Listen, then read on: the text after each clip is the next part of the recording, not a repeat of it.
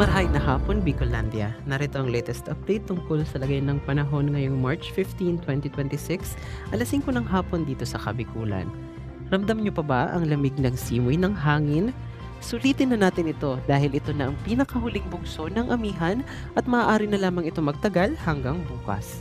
Kasalukuyang naaapektuhan ng huling bugso ng amihan ang buong Luzon at Visayas, kung saan nagdadala ito ng bahagyang maulap hanggang sa maulap na kalangitan na may paminsan-minsang pag-ambon at pag-ulan. Inaasahan naman na iihip at iiral na ang easterlies o mainit at maalinsangang hangin galing sa dagat Pasipiko simula sa susunod na linggo. Ito na rin ang simula ng pagtaas ng ating temperatura. Patuloy namang makakaapekto ang localized thunderstorms sa bahagi ng Mindanao. Dito sa Bicol Region, asahan pa rin ang malamig na panahon na may maulap na kalangitan.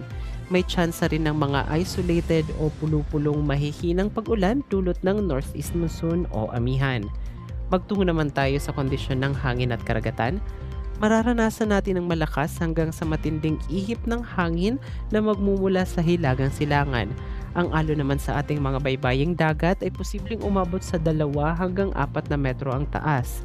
Dahil dito, nakataas ang gale warning sa hilaga at silangang baybayin ng Catanduanes, partikular sa mga bayan ng Pandan, Pagamanok, Panganiban, Viga, Kigmoto, Baras at Bato. Kasama rin ang silangang baybayin ng Albay, partikular sa bayan ng Rapu-Rapu, at sa silangang baybayin din ng Sorsogon, partikular na sa bayan ng Prieto Diaz.